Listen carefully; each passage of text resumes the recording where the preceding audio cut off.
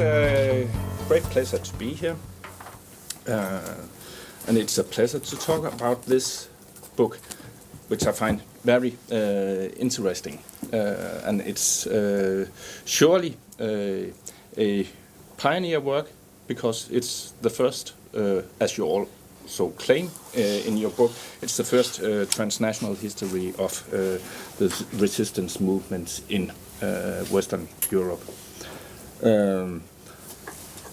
I look forward to the English version of it, because I think it will do much good to a broader readership interested in the Second World War. I'll start by making some observations about the book, and then we can engage in discussion, because I think there's some points that I'll like you to elaborate on and discuss with me, and perhaps with the audience too. What you do in this book is you try to understand both the uniqueness and the similarities between the resistance movements in France, Italy, Belgium, the Netherlands, Denmark, and Norway. Six European countries. You are absolutely right in stating that the national elements of the endogenous resistance has been hugely exaggerated. Being liberated, being given freedom by others, and that is, in the case of these 6 countries, the Anglo-Americans, is not a good basis for celebrating new one national autonomy. And how could the 6 countries find national self-respect in post-war Europe? Of course, by exaggerating their own role in the liberation of their country. We, the French, the Italian, the Dutch, the Danes, the Norwegians, and so on, won the Second World War, of course, and almost inaudibly adding, of course, with a little help from our friends. And the French being, at least this time, the Anglo-Americans. To glorify national resistance movement was a convenient way of building a new national mythology, as you also paraphrase Peter Lacroix, the Belgian historian. And of course it was also a way of hiding or forgetting the more troublesome or perhaps immoral behavior of some of the population in these occupied countries. You do acknowledge that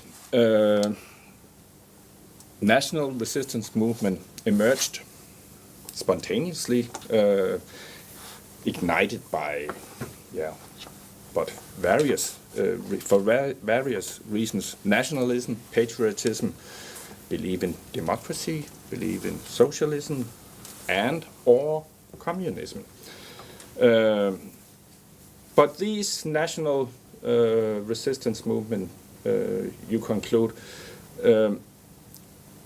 only grew and became important because of outside help.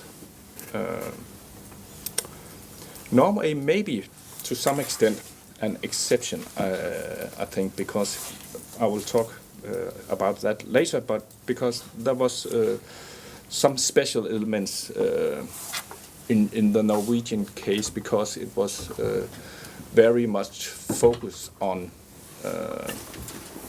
civil society and not on the military issues. It was focused on fighting for the hearts and minds of, mostly focused on fighting about the hearts and minds of the Norwegian people.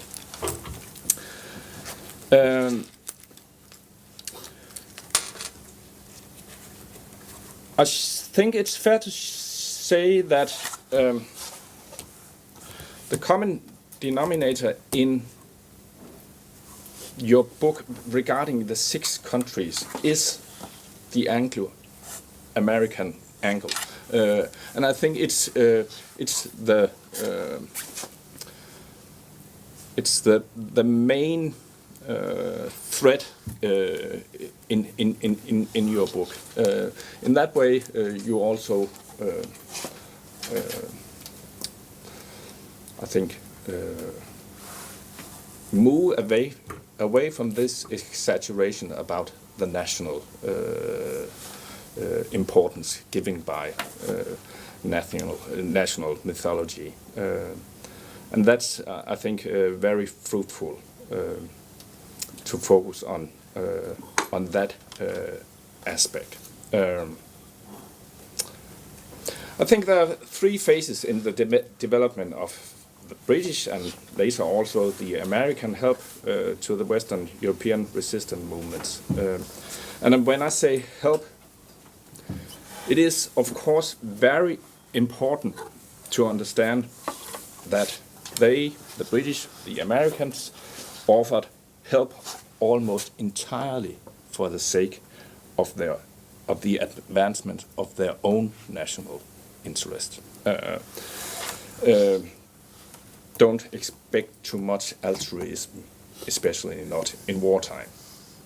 Yeah, and that's also very clear, I think, in your book. Their help was given by mostly self-serving motives.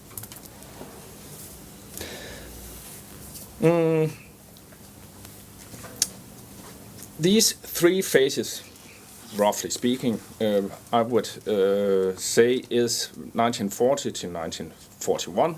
That's ignited by Churchill's famous words, set Europe ablaze. After Dunkirk, the French pronunciation is Dunkirk. Dunkirk. Dunkirk. The British were so beaten and vulnerable, they could use any help, even if it was from a patriotic French school teacher who never had carried a weapon before, or a communist young Danish factory worker, or a humanist liberal Belgian professor. They could need all the help they could get, and they asked for it. They instituted the organization Special Operations Executive, SOE, it was created to supplement the British war effort by supporting the European resistance movement. It is symptomatic, by the way, that SOE was put under the Ministry of Economic Warfare. It suggests that it is about industrial sabotage and things like that. It was most illuminating to read in your book that the examples the minister of the Ministry of Economic Warfare, the Labour politician Hugh Dalton, the examples he used when they created SOE, he used examples to define how the resistance movements should operate, and he mentioned China, Kuomintang, the nationalist movement in China, the Republican side of the Spanish Civil War, and even, that's special for a British, the Irish struggle for independence. I guess you could not imagine a conservative, Tory politician using those examples.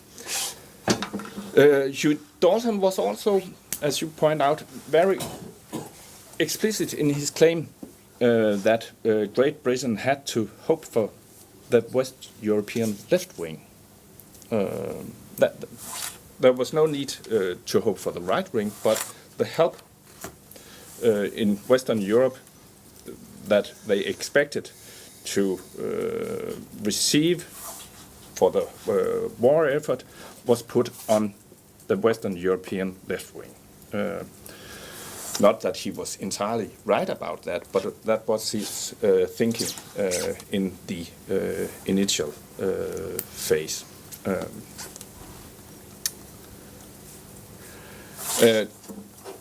Hugh Dalton's party leader, Clement Attlee, also stipulated that what Great Britain needed from Western Europe was not regular soldiers, but because they were not prone to instigate riots, strikes, social chaos, which was what they could hope to receive in the war effort. So Great Britain would have to put their faith in civil agents, civil persons in Europe, and civil society in Europe. But in this first phase, 1940-41, much did not happen on the ground in Western Europe. These years were about building the SOE organization up from scratch and to get context in the 6 countries. At that point it was only 5 of them actually, because Italy was not a country SOE operated in. Some intelligence was gathered, but almost no military operations were seen or carried out in continental Europe by SOE supported resistance movements. The second phase, 1942-43, military operations were carried out by the resistance movements, mostly sabotage, and explosives were provided by SOE, and of course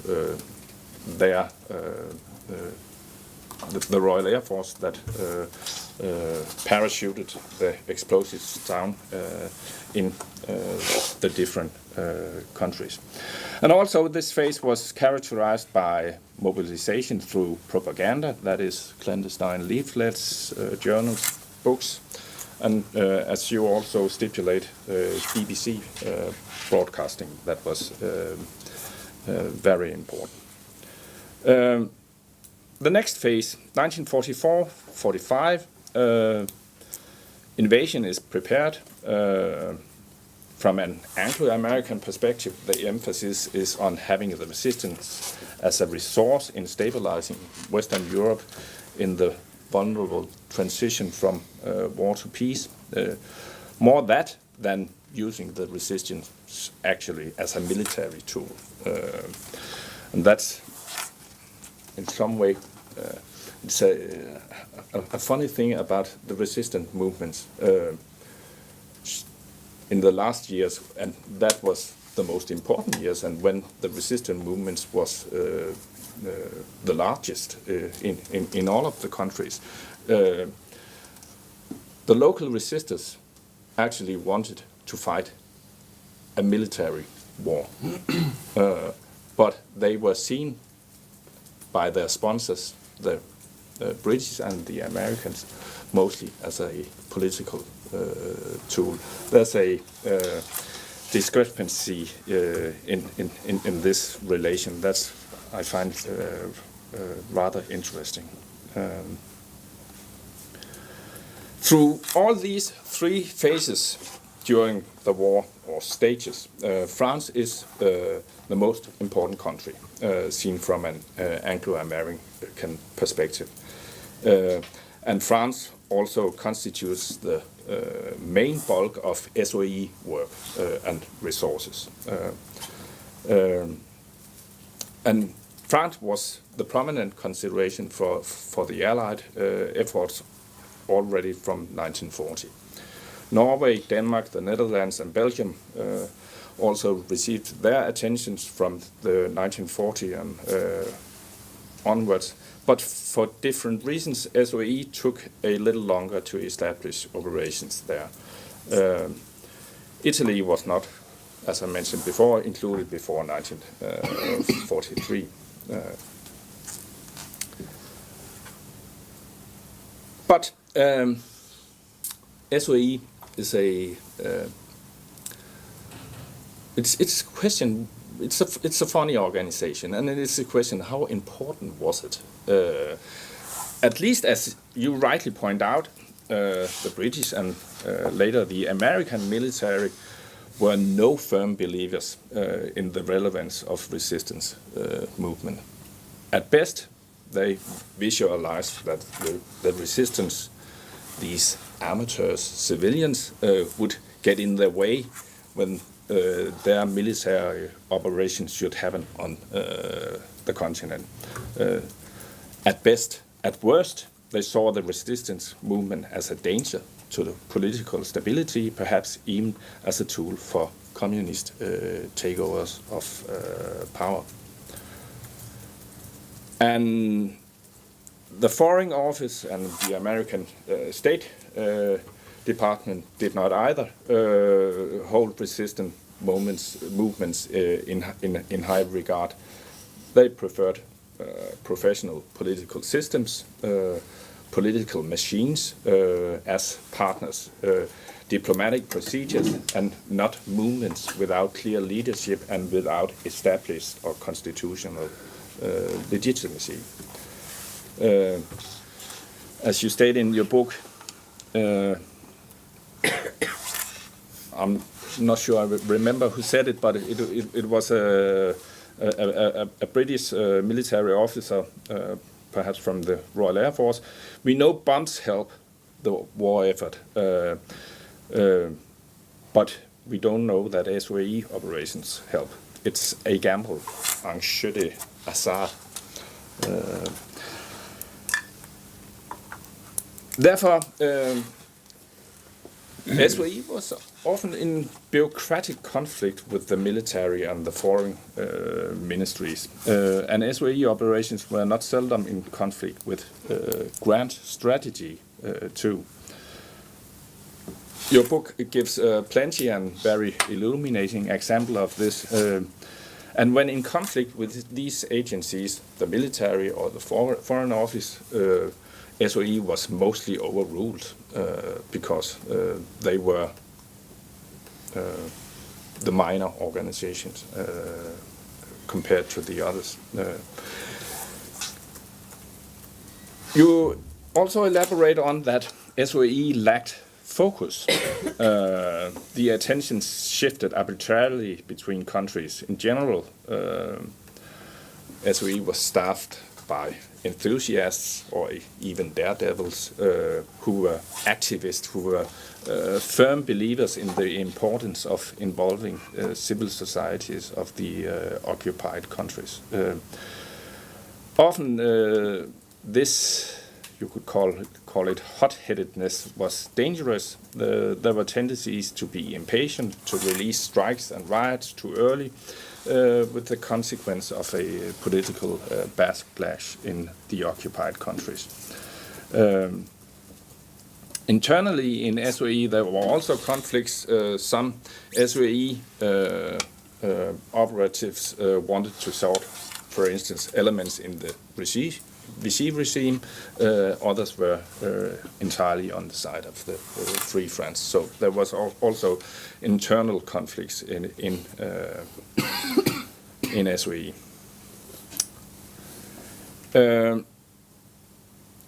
SOE operates in cooperation with exile governments, especially that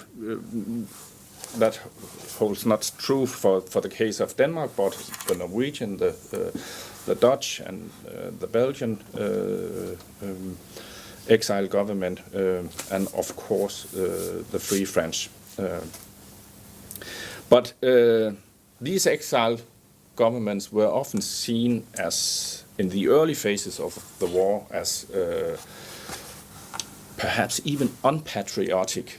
They fled their country and left their own countrymen alone with Nazi occupation, and without political guidance, they were escaping the responsibility of being political leaders. That was at least that was put forward by some people in the occupied countries, at least. So they were not necessarily seen as legitimate governments of their country. But of course, they were a resource for the British war effort and a resource for SOE. Later, they were generally popular and with growing legitimacy, presumably because the populations of the occupied countries saw the exiled governments as having a share in the Allied victory that was expected, and that gave them prestige too. Yeah, it's a fascinating story, I think, also about, you could almost say, everyday life in the different national resistance movements. And I think it's very fruitful that the way that you show the differences and also the similarities between how these national resistance movements work. Yeah, that I think many of the chapters are just exciting. It's a good read. In the concluding chapters, you show how well, I will say, the grand strategy, the SOE, and the American equivalent, the OSS, Office of Strategic Service, and the European resistance movement, how well they cooperated in the transition from war to peace. It is explained how and why. Of course, it may sound as a contradiction of all the internal struggles that went along the way. But in general, the main point, I think, in your concluding chapter is how well it worked to make a relatively peaceful transition from war to peace. There were problems, social unrest, signs of civil war in Belgium and in Italy. There were violent purges in France, even in usually peaceful Denmark. But they were overcome by the joint forces of resistance movements, shrewd national politicians, and wise political maneuvering by the Allied commanders and forces, while even they were trying to finish off the war. Quite a complicated task. And therefore, democracy prevailed in Western Europe. Of course, that's a simplification of your point. But I think in that sense, it's a very polite book. It's polite to the social and political order of Western Europe and to the transatlantic partnership in NATO, or OTAN, as you call it in France. Surely that is soothing in times of Brexit and Trump to celebrate our common values and our common struggles and our common victory. I say it's polite but I also think that you're probably right. It was a very happy ending, and it came about because of a lot of goodwill and wisdom. It paved the way for more than a half of century of democracy, relative political stability, and prosperity. But it was, I think, not only good luck and wisdom that made it happen. I think also sheer luck was at play too. And I think if we of course, it's not really interesting to what's it called? To compare with Eastern Europe, but an example in the middle, perhaps Czechoslovakia turned out quite different than other interwar year democracies. Of course, because they were liberated, or perhaps liberated in inverted brackets by the Soviets, and that made a huge difference.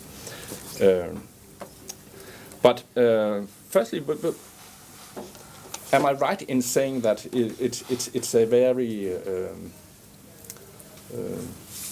positive version of Western Europe cooperation that you tell your story? Thank you for your summary and your comments. I just want to stress one point, to explain what I wanted to do. My idea, which is of course a contemporary idea, was how can you organize a subversive warfare? And of course this question is at stake in Syria, is at stake in Iraq, and of course, as Croce says, all history is contemporary. Of course, I was in this context, and so my idea was to study the reality of subversive warfare correlated to grand strategy, which means strategy led by Washington and London. And to do so, I have chosen three planes of interpretation, which were secret services, special operation executive on the one hand, Office of Strategic Services on the other, propaganda, what kind of propaganda can you deliver to occupied territories in Europe, and last but not least, governments or de facto authorities. Do we have to recognize a de facto authority? Here again, we can see the problem in Syria. Who are you speaking to? Are you still speaking to Bashar, and so on? So this was, you see, this was the broad picture. So, in fact, it's a positive version, and now I am answering to your question. It's a positive version, not because it's polite, I would say, but because it's true. And it's true, but I would like to say it's true compared with. First of all, it's true compared with First World War. The situation after First World War was much more chaotic, and we know now that it has been much more chaotic than when we thought.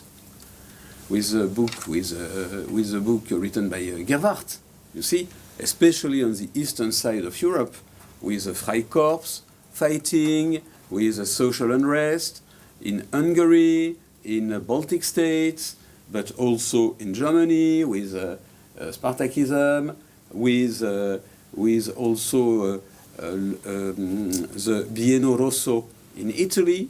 You see, we don't have that in Europe after World War II, in Western Europe. And we don't have equally bad liberation, which could be comparable to Iraq liberation. You see, so from this point of view, in fact, it's very positive. Yeah.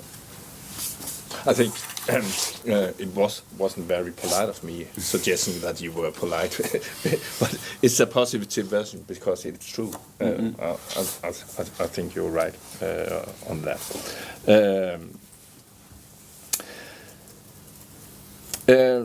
I'd like to address two basic concepts in the book.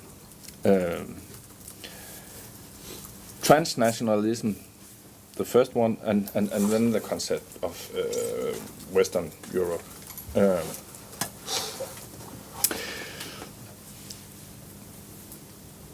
To what extent and how do you think the phenomenon resistance in Western Europe is transnational? Is it the mainstream explanation from transnational history is movements of ideas and technologies, institutions, peoples across national boundaries. The transnational element in the history of the resistance movements in Western Europe is the transnational element the relation between the occupied country and Great Britain, or do you see transnational interrelations between the occupied countries, ideas, methods, ideological visions? Do you see them also between the occupied countries? What do you think of? Why do you use the term transnational and not, for instance, comparative history? Because on the one hand, resistance in Western Europe, resistance movements in Western Europe have been and remained national. That means that you don't have a kind of transnational resistance in Europe, because the contacts were very poor, and when they did exist, they were generally not appreciated. Just for example, even the French and the Italians after 1944 did not cooperate, because of course there was a stab in the back of the 10th of June 1940, and the French resistors refused. That means that it was, for example, very complicated to bring materials to Italian resistors because the French refused, you see, to give a free way, for example, through the Alps. So from this point of view, you don't have a kind of community of experience, you don't have all that. What is transnational, on the other hand, is that from London and Washington, they have built resistance in Western Europe as a transnational, a real transnational. It's not an artifact. I mean that they have always thought on an European plane, with transfer of experiences, transfer of reflections, and so on. Of course, they knew that nations exist, of course, so they were not stupid, and they knew that Belgium was not, for example, the Netherlands. But in the same way, they have tried, for example, to enforce the same grid in all European countries. For example, organization. All the 6 European countries have been divided in regions or provinces, you see. So it has been the same modus operandi. In the same way, they have always tried to privilege traditional governments rather than new ones. You see, so it's the same. They prefer in Denmark to treat with the king rather than with Christmas Möller and the Council of the Free Danes.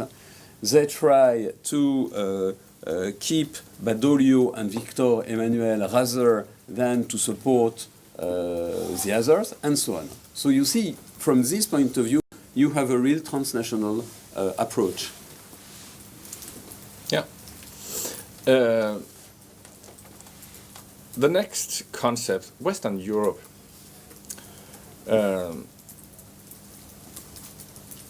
SOE actually did operate in Poland, Yugoslavia, Greece, and we always have to remember that Great Britain went to war because of Poland,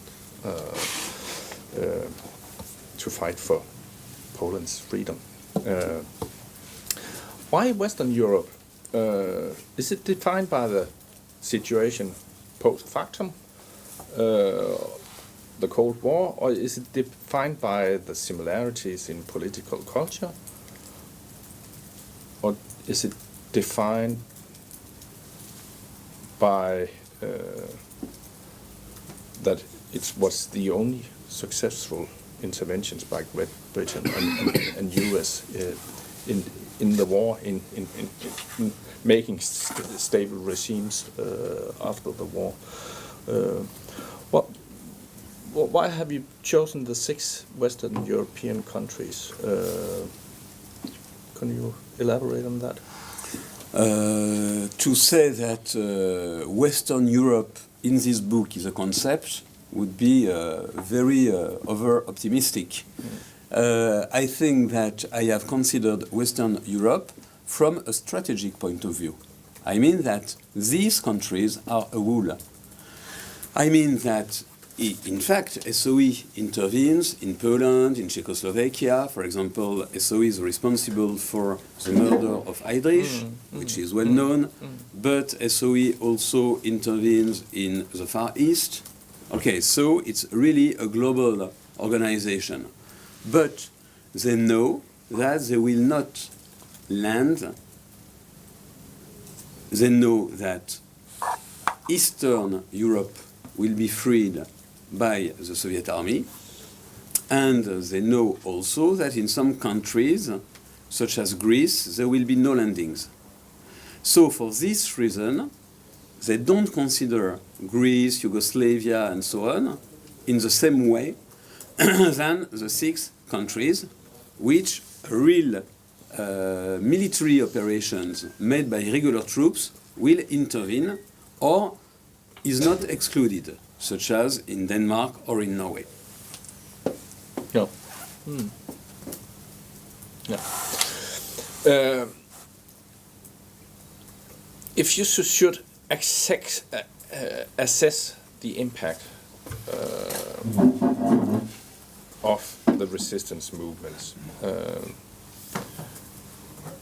I was talking about earlier that the military and the foreign office or the State Department didn't hold resistance movements in high regard. But if you should assess the impact of resistance movement and on 2 levels, historically and contemporarily, why were the resistance movements important in the Second World War?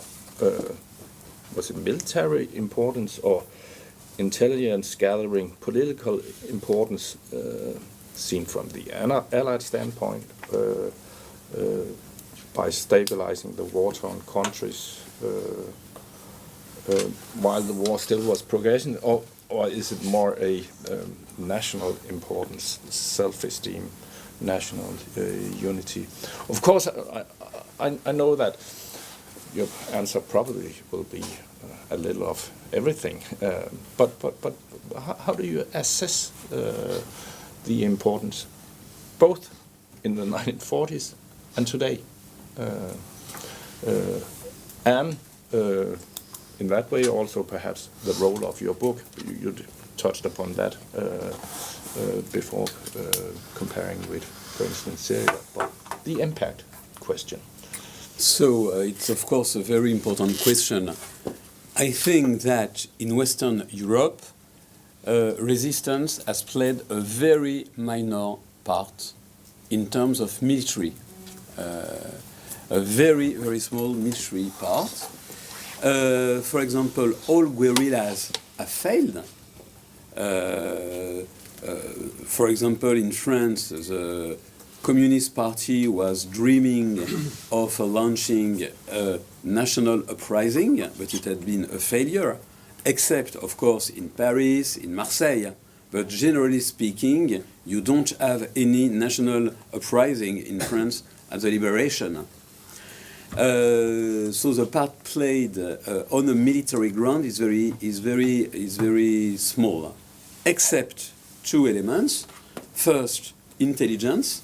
So, in fact, resistance has been able to collect intelligence and to deliver it to the Allies, and it has been very, very useful, especially for the landings.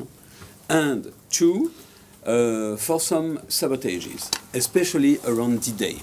So the network has been paralyzed by the, for example, by the French resistance.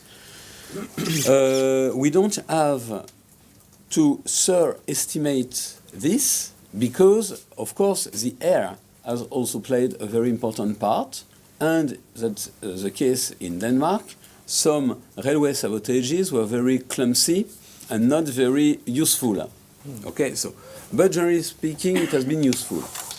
The other element is also what is the discovery, the anti-earth scorch policy, which means, for example, that resistance has been able to protect Antwerpen installations.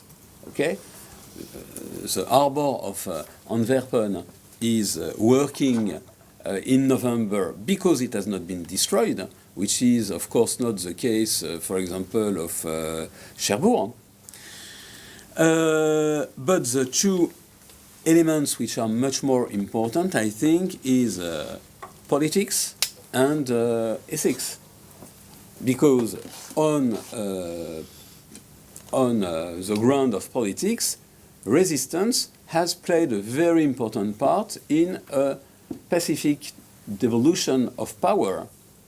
And from this point of view, resistance has played a very important part.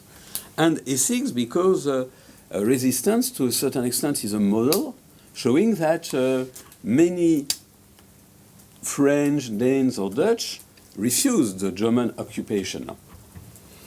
So it's also very important to have these examples, you see, from a kind of moral point of view. I would like to raise a question in French. It is easier. Je pense à l'Italie. Donc en Italie, on avait dans la résistance trois matrices. La matrice socialiste, communiste, la matrice libérale et la matrice chrétienne. Et l'observation que vous venez de faire est très importante, c'est-à-dire même si la résistance était un phénomène en termes quantitatifs relativement réduit en Italie, a joué un rôle considérable dans la structuration de la République après la Deuxième Guerre mondiale. Si on prend par exemple la Constitution italienne, on voit clairement les trois matrices, les trois composantes de la résistance. Alors, selon moi, maintenant, si on souhaite parler d'une histoire européenne de la résistance, il faut penser à la résistance comme des réseaux au niveau européen. Bien évidemment, au point de vue militaire, il y avait une fragmentation, mais au niveau de la circulation des idées, il y avait peut-être une communauté de résistants. Dans quelle mesure, par exemple, la matrice socialiste et communiste italien était connectée avec les communistes en France, dans quelle mesure les chrétiens, je pense à De Gasperi en Italie, étaient en relation avec les autres forces chrétiennes d'opposition par ailleurs. Donc est-ce qu'il y avait des transversalités de ce type? Du point de vue militaire, il y avait fragmentation. Il y a deux questions selon moi, je suis un économiste, on peut mesurer la force de frappe des partisans en regardant à la fois le nombre de personnes dans les différentes phases de la résistance impliquées et aussi l'intensité capitalistique des résistants, c'est-à-dire les équipements par résistants. En Italie, la libération a été surtout l'effet des forces anglo-américaines, le débarquement en Sicile, à Anzio, et après la remontée vers le nord avec un moment de crispation et de ralentissement sur la ligne gothique. On a réécrit l'histoire après, donc on a construit la mythologie de la résistance.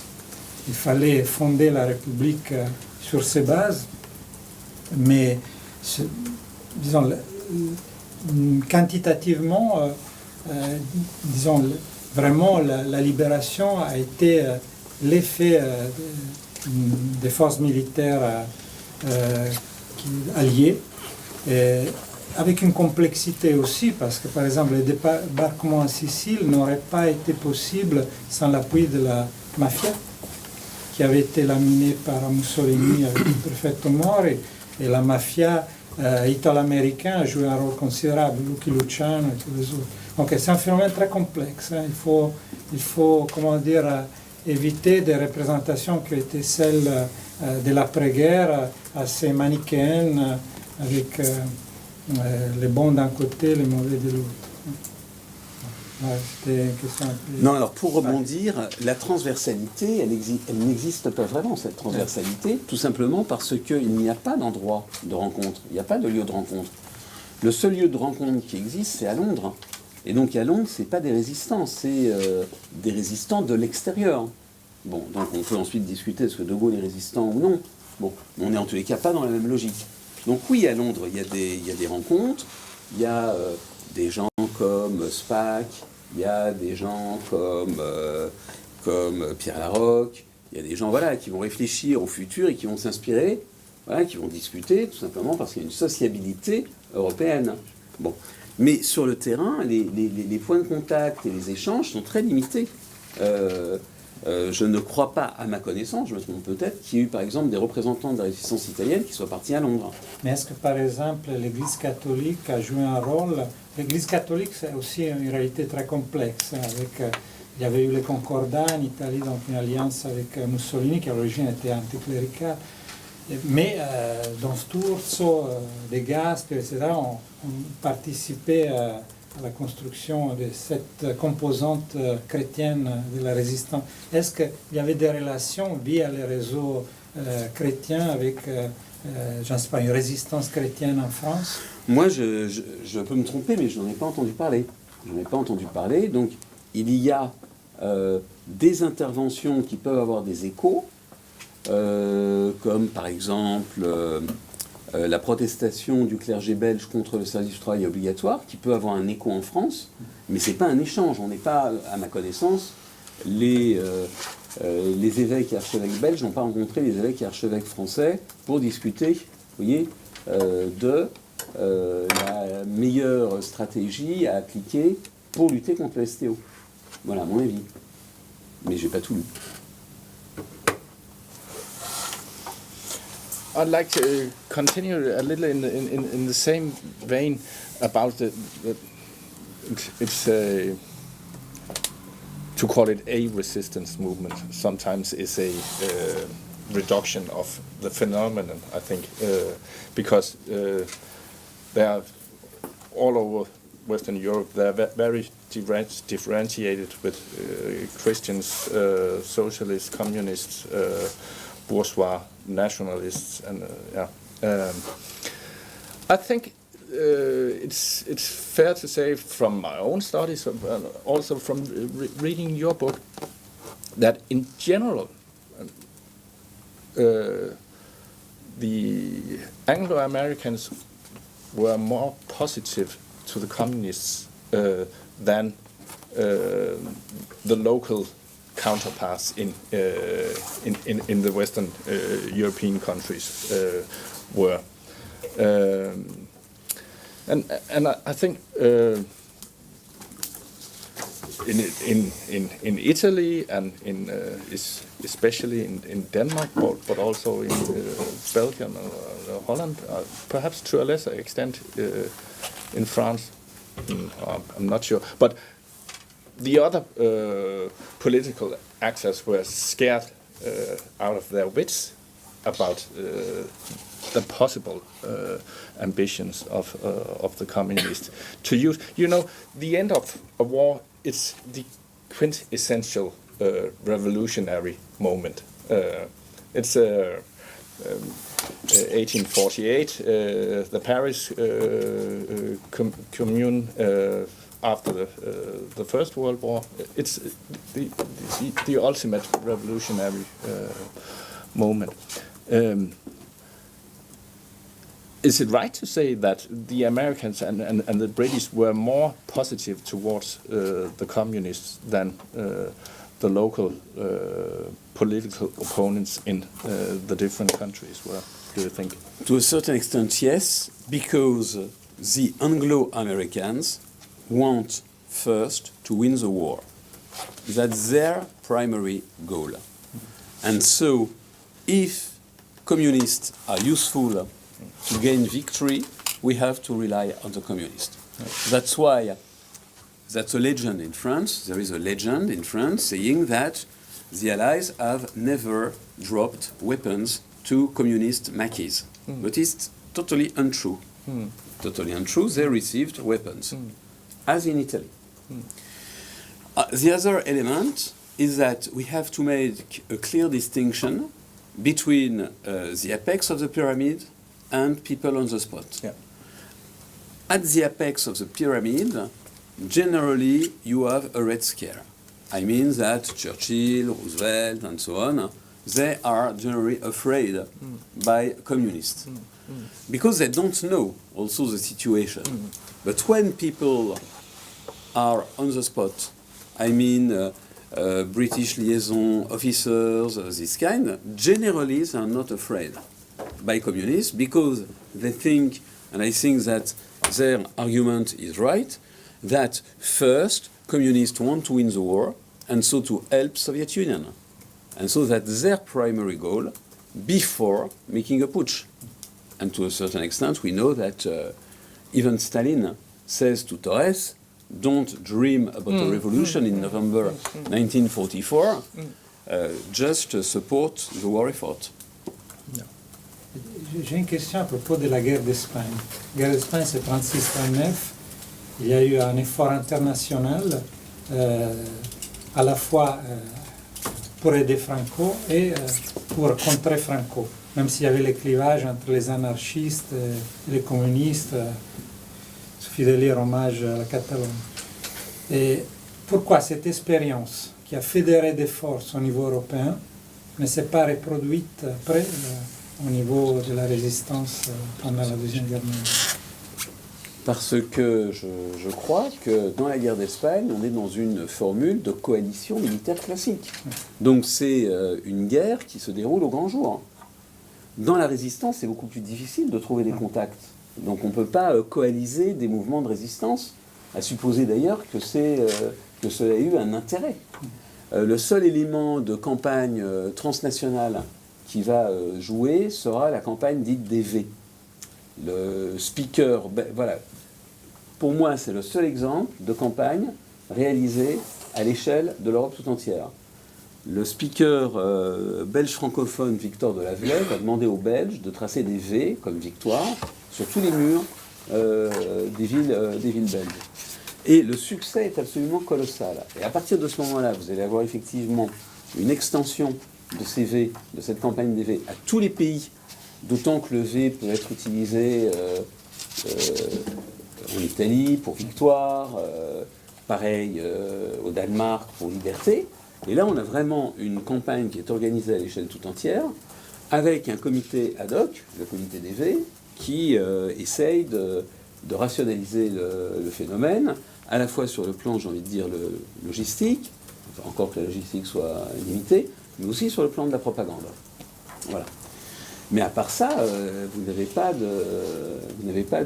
lien. Donc on n'est pas du tout dans une configuration de guerre régulière. Continuing on this question about the Red Scare or the possibility of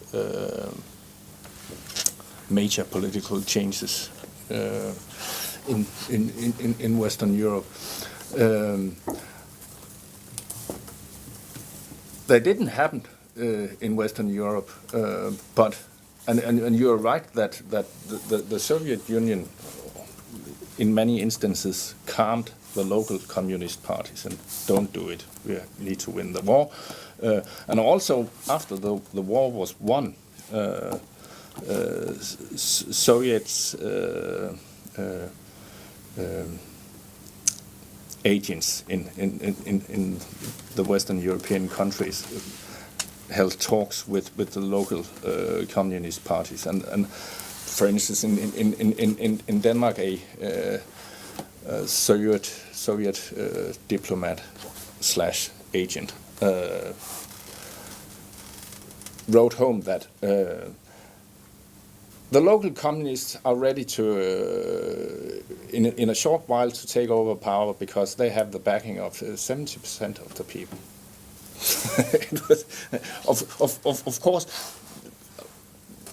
we are not sure, but I think the idea was that the resistance movement is backed by 70% of the people, and we control the resistance movement. Yeah.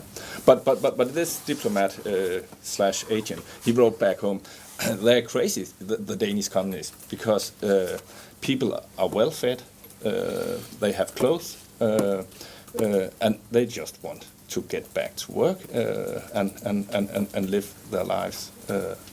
But the ambition, of course, like any other political party, they want to hold power. And for the communists, it was no limitation that you needed to have legitimate democratic power. They had their ideas about first getting into a coalition government, then joining forces with the Social Democrats and eat up the party from the Social Democratic Party from within, and then make very severe purchase. And then in that way, the end was probably in a Prague 1948 scenario. And I'm not sure about whether these ambitions are documented in France or in Italy, but because in France and Italy the communist parties were much larger than the ones in Denmark and especially in Norway. We know in France what occurred, which is that they prepared to build a good balance of power with de Gaulle, but that Stalin said that revolution was not the matter, so they calmed down. But in fact, they have prepared to a certain extent, and they have equally prepared a kind of double power, like in Petrograd, opposing de Gaulle's legitimacy with Conseil national de la Résistance, Conseil départementaux de libération, legitimacy. So that was the idea. Yeah. But they weren't strong enough. No, they were not strong enough. Or was that the main reason why it didn't work, or was it because of Soviet obstruction? They were not strong enough, and you see that during the Paris uprising. In fact, the communists are leading the commanding officer of the resistance forces is a communist, Paul Tanguy, but he controls only a quarter, you see, of the soldiers, of the resistors. So it's not enough. No.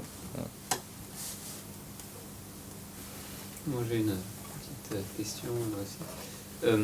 Est-ce que, comme vous avez fait une comparaison finalement entre les différents pays, si on compare est-ce qu'il y a les mêmes, je dirais, rapports, c'est-à-dire entre ce qu'on appelle en France résistance intérieure, résistance extérieure, avec les rapports parfois conflictuels, une construction complexe, Jean Moulin envoyé, etc. Enfin, que les choses ont été compliquées entre ceux qui combattaient à l'intérieur et ceux qui combattaient depuis l'extérieur. Est-ce qu'il y a des similarités, des différences? Est-ce qu'on retrouve les mêmes oppositions entre le gouvernement belge en exil et les résistants belges de l'intérieur? Est-ce qu'il y a des similarités ou est-ce que c'est différent? Est-ce que cette espèce de rivalité intérieure-extérieure est propre à la France? Alors, cette rivalité est un phénomène général, sauf bien entendu dans le cas d'Italie, où la question ne se pose pas. Elle aurait pu se poser si les Italiens avaient pu, à partir des prisonniers de guerre qui avaient été ramassés en Afrique du Nord, former une légion et trouver un général de Gaulle. Mais ils ne l'ont pas trouvé. Voilà. Alors, sinon, les problèmes sont les mêmes. Ce sont des émigrés, ils ne comprennent pas la situation intérieure, donc la situation est la même, mais la différence, c'est que De Gaulle va créer des institutions pour combler le fossé qui sépare les deux résistances. Dans ces institutions, il y a le CNR, mais il y a aussi l'Assemblée consultative, il y a aussi le gouvernement provisoire, voilà. Donc il y a tout un ensemble d'institutions, et ça, c'est vraiment propre à la France. Ça ne marche pas aussi bien dans les autres pays. Où là, on a une plus forte opposition, par exemple avec le Conseil de la Liberté, the Freedom Council, qui est à la fois contre les vieux politiciens,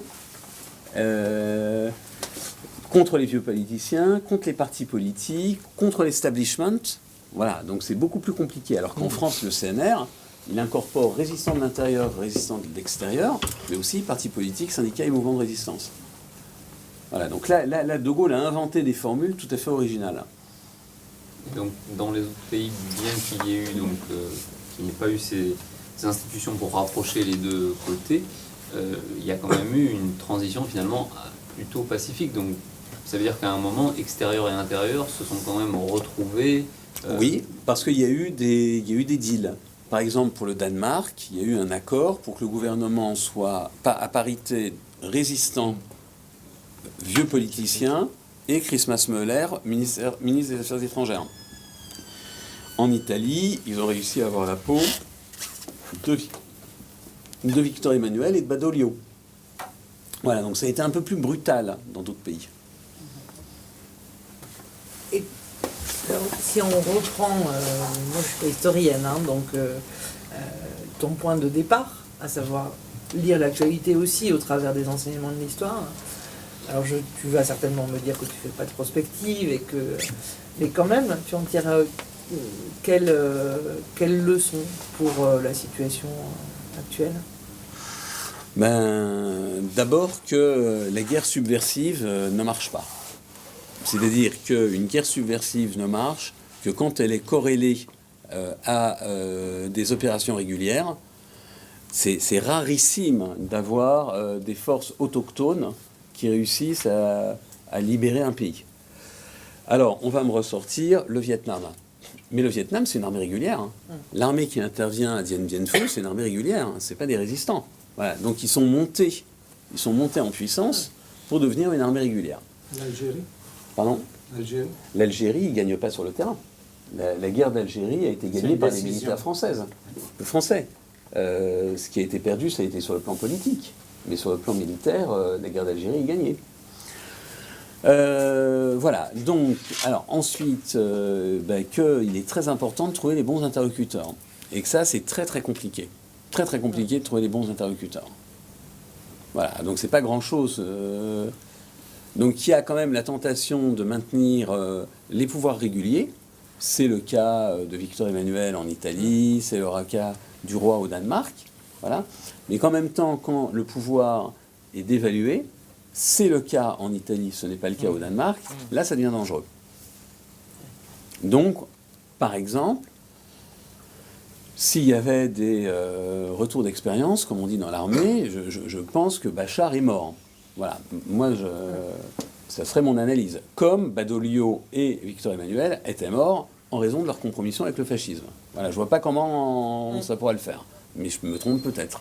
Et sur notre terrain, quand tu analyses par exemple les rapports entre les États-Unis et la Grande-Bretagne et leur positionnement mutuel sur ces questions-là, est-ce que tu en tires une analyse qui serait applicable aujourd'hui à l'échelle européenne? On a du mal à s'aligner tous sur une position commune, par exemple vis-à-vis de Bachar el-Assad. Est-ce qu'on peut avoir une lecture de la période de la Seconde Guerre mondiale à cette aune-là? Non, parce que les mêmes problèmes se posent. Hein. C'est-à-dire qu'il y a aussi des différends et des divergences géopolitiques entre les Américains et les Britanniques. Par exemple, les Britanniques soutiennent Victor Emmanuel et Badoglio, alors que les Américains veulent le lâcher. Donc il y a ensuite du bargaining, hein, il y a ensuite une discussion pour arriver à un compromis. Même Churchill portait un regard sur Mussolini qui n'était pas complètement négatif avant la fin du vingtaine. Oui. Alors, de toute façon, pour Churchill, le crime de l'Italie, c'est pas d'avoir été fasciste, c'est d'avoir déclaré la guerre. C'est ça que Churchill ne pardonne pas. Voilà. Mais pour le reste, il le dit d'ailleurs au ministre des Affaires étrangères Eden, il est très content d'avoir Victor Emmanuel et Badoglio parce que ce sont des marionnettes. Donc il dit, voilà, c'est des marionnettes, j'en fais ce que je veux.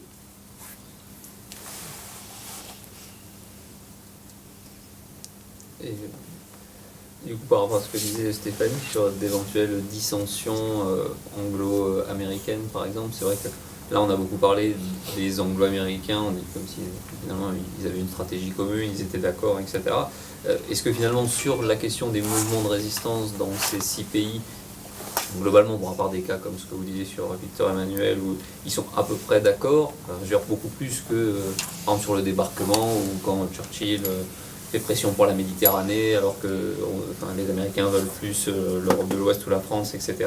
Enfin, est-ce qu'ils arrivent à être plus d'accord sur la question des résistances intérieures et comment on les aide que sur des questions de stratégie générale? Oui, ils sont d'accord.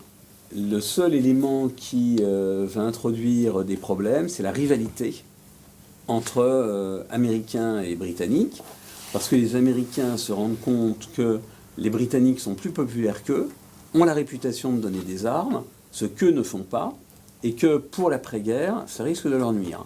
Donc il y a une forme de compétition ou de rattrapage à partir de 1944 pour que les Américains reviennent dans la course. Voilà. Mais sinon, il n'y a pas... Enfin, Raphaël, vous m'arrêterez... Voilà, il n'y a pas une grande différence, je crois, sur les maquis aussi. Ils sont d'accord. Hein. Oui, je pense que dans l'ensemble, en effet, c'est le cas. C'est plus une concurrence... une course à la popularité. Ouais, symbolique en fait, plus. Ouais. Non, pas symbolique, parce qu'ils se disent qu'ils pensent quand même à l'après-guerre. D'accord. Et en fait, ça se traduit très concrètement quand même aussi en livraison d'armes, donc c'est pas symbolique du tout. D'accord. Parce que ça engage les livraisons d'armes américaines. Et quel était le regard des États-Unis sur la composante communiste de la résistance italienne? Bon, je pense qu'à Yalta, disons, on avait dessiné un petit peu les contours du Nouveau Monde. Il y avait eu en 1944 Togliatti qui, dans le discours de Salerno, avait rassuré en disant que le Parti communiste italien serait inscrit dans le jeu démocratique. Mais comment cette relation complexe, parce qu'il y avait un risque en Italie de basculement. Alors, en gros, les Américains n'ont pas peur d'un putsch communiste en Italie. En même temps, ils évitent de donner trop d'armes aux communistes en Italie. Et en même temps, ils se méfient beaucoup de ce qu'on appelle les zones libérées. Donc, dans ce qu'on appelle les zones libérées en Italie, c'est des espaces contrôlés par la résistance. Mais à la différence des cas français comme le Vercors, il y a des formes d'expérimentation sociale et politique. Voilà. Et parfois... vous avez une épuration, une mise au pas, etc., etc. Donc ça, ils n'aiment pas beaucoup, les Américains. Et là, on a des rapports des officiers de liaison qui sont extrêmement violents là-dessus. Disons, il faut faire attention aux zones libérées.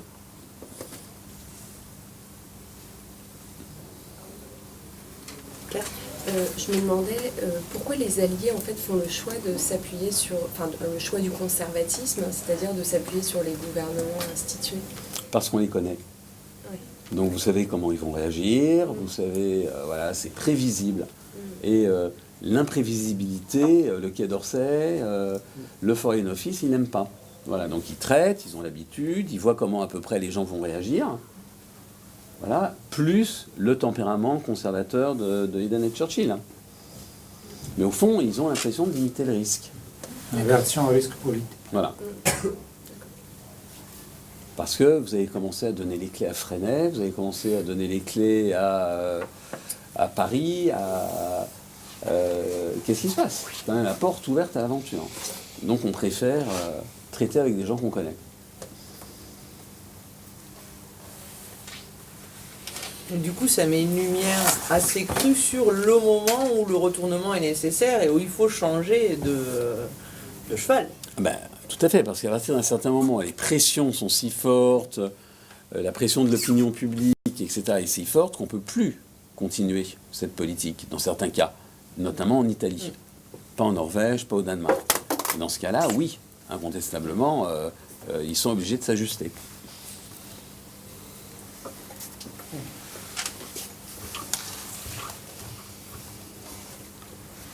Bien. Parfait. Merci beaucoup. Another question. The last question, please. Yeah. You mentioned your as every historical product, it's conceived in our days, and the motives are contemporary in one way or another. And you mentioned Syria as a way of getting the idea to make this book.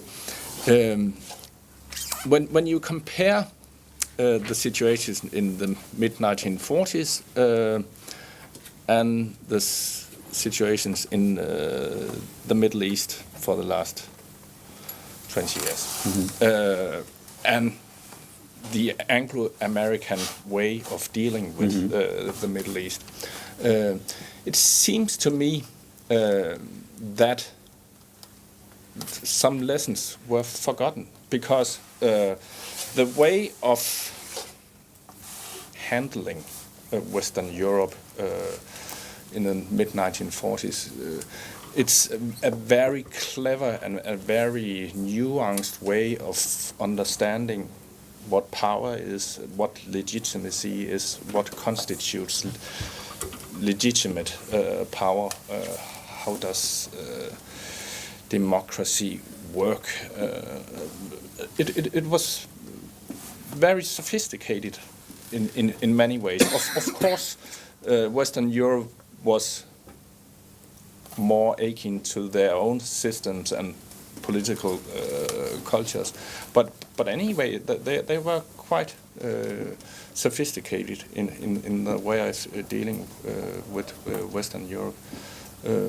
But as a political culture, what went wrong after the Iraq War, when they just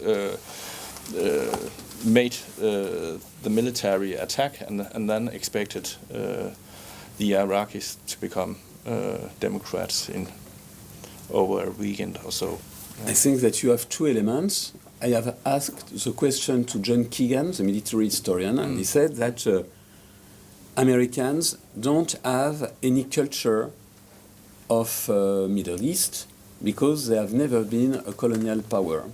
And that's a main difference with the UK. So that's the first element.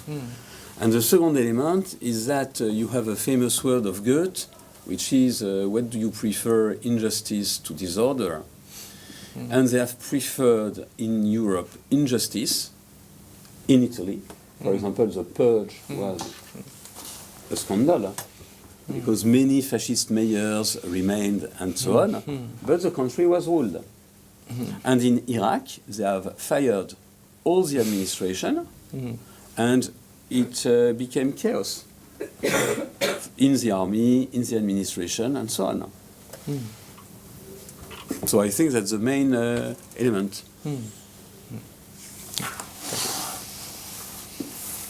Est-ce que vous pensez faire le pendant de votre livre sur justement une histoire de la résistance en Europe orientale? Je m'arrête là. J'avais la même question que Non, je m'arrête là. Ça serait beaucoup trop compliqué, il y a un problème de langue, il y a la Russie, enfin bon, c'est très très compliqué. Juste pour rebondir sur un point, ce qui est intéressant pour moi, c'est d'une part les changements de la classe dirigeante politique. Je pense toujours à l'Italie, hein. Les classes dirigeantes juste après la Deuxième Guerre mondiale venaient de la Résistance. Après, il y a eu une normalisation. Les Andreotti ont remplacé les De Gasperi. Et en même temps, il y a une continuité de l'État. En France, j'imagine que la même chose s'est passée. C'est la même chose, oui. Absolument. On a une grande continuité administrative, malgré l'épuration, qui a été plus sévère que ce qu'on affirme souvent. Mais on a un énorme renouvellement du personnel politique, à commencer par les députés et les sénateurs. Ça, c'est énorme. Je pense qu'il y a les 4/5 des députés qui sont renouvelés à la Libération. Parce qu'ils sont épurés, parce qu'ils sont morts, etc. etc. Et par rapport à ce qu'on disait sur les liens qu'on peut faire avec aujourd'hui, j'entendais Jean-Pierre Filius ce matin qui parlait justement de la Syrie, de l'Irak, de Mossoul, et notamment qui disait que l'une des erreurs des alliés, enfin de la coalition on va dire, aujourd'hui, est justement de n'avoir pas armé, de n'avoir pas livré d'armes notamment pour aider une résistance, bref, de ne pas avoir fait confiance, il utilise beaucoup ce terme, il l'a répété ce matin, le problème est de ne pas avoir fait confiance aux populations, etc. Et est-ce que, alors on peut dire du coup, ou est-ce que ce serait une vision plongéiste, que Américains et Anglais ont eu une certaine confiance dans les populations de ces pays européens, ou est-ce que c'était une confiance pas au début, prudente, parce que les armements sont surtout délivrés à partir de 1944. Donc en gros, plus de 90% du tonnage est délivré à partir de 1944. Donc c'est une confiance limitée. Là où on pourrait critiquer Jean-Pierre Filius, c'est que c'est très compliqué d'envoyer des armes. Ça veut dire quoi de donner des armes? On les envoie comment? On les parachute? On les parachute, vous savez qu'il y a des armes qui ont été récupérées par des djihadistes. Bon. Est-ce qu'on sait s'en servir? Est-ce qu'on sait envoyer des munitions? Donc il y a toute une matérialité autour des envois d'armes qu'il faut prendre en compte.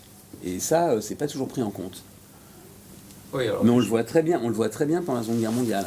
oui, je pense qu'il entendait même confiance au sens où peut-être laisser la place justement à des mouvements de résistance, ou laisser la place, voilà, ce qui a visiblement été plus fait pendant la Seconde Guerre mondiale que ça l'a été fait là. Donc au-delà même de la question purement des armes, confiance en se disant, de ce que vous disiez tout à l'heure, c'est-à-dire ces gens, il faut penser à l'après, donc reposons-nous sur ces gens, on construira avec eux l'après, ce qui visiblement là n'est pas fait. L'après n'est pas pensé, comme les Américains en Irak, l'après n'était pas du tout pensé. Non, mais est-ce que les Irakiens pensent l'après? Voilà, c'est ça. Bien sûr, c'est une vraie question. Parce que là au pas une contraire, regarde, les Français, les Belges, les Norvégiens pensent. Surtout les Belges, les Néerlandais et les Français. Vous avez des commissions qui réfléchissent au futur. La situation est différente dans les pays scandinaves où il y a eu déjà beaucoup d'avancées sociales, des sociétés finalement heureuses et, comment dirais-je, cohérentes, peu divisées. Voilà. Mais dans les autres pays, il y a ça. En Irak, c'est quand même très compliqué. Est-ce que le problème, Et pareil en Syrie. est-ce que le contexte est vraiment... Est-ce qu'on peut vraiment comparer les situations dans le sens où... je sais bien qu'on appelle la guerre en Irak une guerre de libération, mais en fait c'est une guerre d'invasion. Et sur le terrain, elle n'est pas préparée par des mouvements qui demandent leur libération dans une situation exceptionnelle d'occupation, comme l'occupation allemande. Non, je suis d'accord. C'est pour ça que, à mon avis, les deux contextes sont quand même difficilement comparables. Est-ce que vous souhaitez aussi penser l'histoire après la Deuxième Guerre mondiale, la relation à la résistance? Je pense à l'Italie, on ne peut pas comprendre, par exemple, le terrorisme. La fin des années 60, début des années 70, sans faire référence à la résistance. Bien évidemment, le terrorisme rouge s'est revendiqué de la matrice résistante, mais il y a aussi un renversement dialectique parce que avec la prise du pouvoir de la démocratie chrétienne, la composante socialiste et communiste de la résistance a été marginalisée. Et il y a eu ensuite une alliance entre la démocratie chrétienne et certains mouvements d'extrême droite. Donc on ne peut pas, bien évidemment il y a Yalta, donc les golpes du général de Lorenzo, les golpes borghese, toute la stratégie de la tension qui commence avec Piazza Fontana en 69, etc. On ne peut pas comprendre cela si on ne contextualise pas dans le cadre international des choix qui à Yalta avaient été faits. Et ce qui est intéressant de voir comment la démocratie chrétienne, qui au départ était alliée dans la résistance aux communistes, aux socialistes, après, comment dire, a établi une alliance cachée avec via les services secrets, via la CIA, les commandements de l'OTAN basés en Vénétie, avec les forces d'extrême droite. Non, mais ça, j'y toucherai pas. Ouais.